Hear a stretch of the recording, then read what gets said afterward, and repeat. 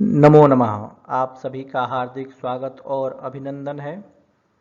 जैसा कि आप जान रहे हैं कि अरिष्ट भंग अध्याय की चर्चा चल रही है और इसके पूर्व वाले पाठ में, पूर्व वाले वीडियो में आपने प्रथम श्लोक में बृहस्पति द्वारा किस प्रकार से बाला अरिष्ट योग को भंग किया जाता है उसके विषय में आपने पढ़ा। प्रस्तुत द्वितीय श्लोक में, मतलब इस उत्तरार्ध वाले वीडियो में, पुनः बालारिष्ट योग भंग होने के और कौन कौन से विधा है या और कौन कौन सा उपाय है या और कौन सी ऐसी ग्रह स्थितियां हैं जो कुंडली में उपस्थित होने पर बालारिष्ट योग का भंग हो जाता है, उसके विषय में आचार्य चर्चा कर रहे हैं।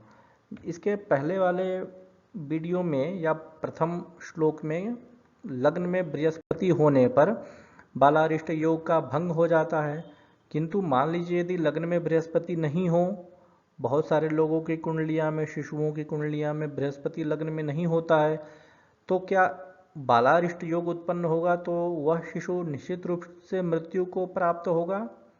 तो ऐसी स्थिति नहीं है, इसीलिए आचार्य ने अन्य बालारिष्ट भंग योगों की चर्चा की है। बालारिष्ट भंग जो योग हैं, यदि बहुत सारे हैं, उनमें से कोई एक भी स्थिति यदि जन्म कुंडली में उपस्थित हो जा रही है तो निश्चित रूप से शिशु को अरिष्ट का सामना नहीं करना पड़ेगा।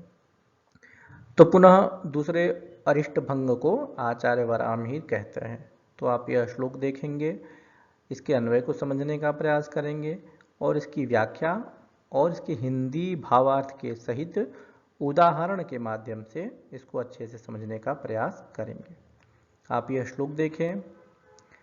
लग्नाधिपोति बलवान शुभैरदृष्टः केन्द्रस्थितैः शुभखगैरवलोक्यमानः मृत्युं विधूय विदधाति सुदीर्घमायुः सार्धं गुणैर्बहुभिरूर्जितया च लक्ष्म्या। इसके अन्वय आप देखें। अशुभैरदृष्टः केन्द्रस्थितैः शुभखगैः अवलोक्यमानः अतिबलवान् लग्नाधिपः तदा मृत्युं विधूय बहुभिः गुणैः ऊर्जितया लक्ष्म्या च सार्धं सुदीर्घमायुः विदधाति। इसकी आप व्याख्या देखें।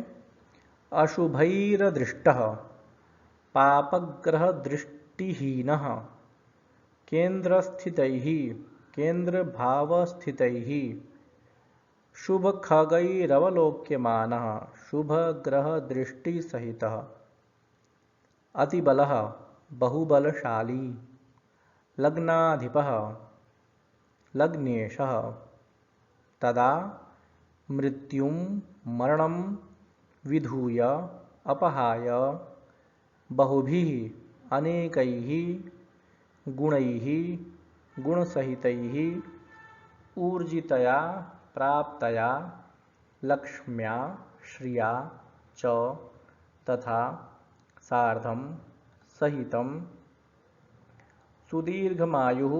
सुदीर्घमायुः विदधाति करोति। यह हुई इसकी संस्कृत व्याख्या। अब इसके हिंदी भावार्थ को समझने का प्रयास करते हैं।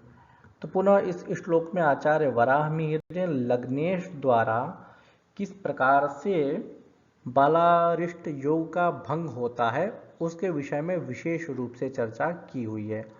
इसके पहले वाले श्लोक में केवल बृहस्पति से बालारिष्ट योग का भंग किस प्रकार से होता है यह चर्चा की गई थी, किंतु इस द्वितीय श्लोक में लग्नेश द्वारा बालारिष्ट का शमन किस प्रकार से होता है वह चर्चा कर रहे हैं। तो आचार्य कहते हैं कि पाप ग्रह की दृष्टि से हीन और शुभ ग्रहों की दृष्टि से युक्त जो लग्नेश है वो बलवान होकर के केंद्र भाव में स्थित होना चाहिए। यदि ऐसी स्थिति में लग्नेश है, मतलब पाप ग्रह की दृष्टि लग्नेश के ऊपर नहीं है और शुभ ग्रह उसे देख रहा है और लग्नेश केंद्र भाव में है, तो बालारिष्ट योग का भंग होता है। तो यदि इस ऐसी स्थिति में किसी बालारिष्ट योग की उत्पत्ति हो रही है तो यह बालारिष्ट भंग योग बालारिष्ट को नष्ट करके जातक को अनेक गुणों से युक्त करते हुए लक्ष्मी के साथ आजीवन सुदीर्घमायु वाली स्थितियों को उत्पन्न करता है। मतलब ऐसी स्थिति में शिशु का मरण नहीं होता है, वह संरक्षित होता है और अपने पराक्रम से, अपने बाहुबल से लक्ष्मी को, धन को अर्जित करते हुए दीर्घ आयु का उपभोग करते हुए अनंतर प्रयाण करता है। तो इसमें लग्नेश द्वारा बालारिष्ट योग के भंग को बताया गया है।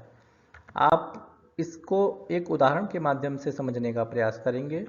आप देखें, यहाँ पर मेष लग्न है और अन्य ग्रहों की स्थितियां भी प्रदर्शित है।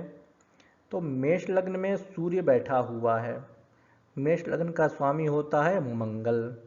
मंगल दशम स्थान में चंद्रमा के साथ उच्च राशि में बैठा हुआ है, मकर राशि में।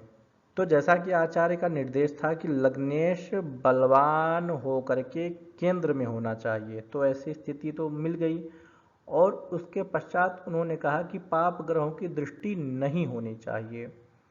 पाप ग्रह में सूर्य, शनि, मंगल, यही 3 ग्रह आते हैं।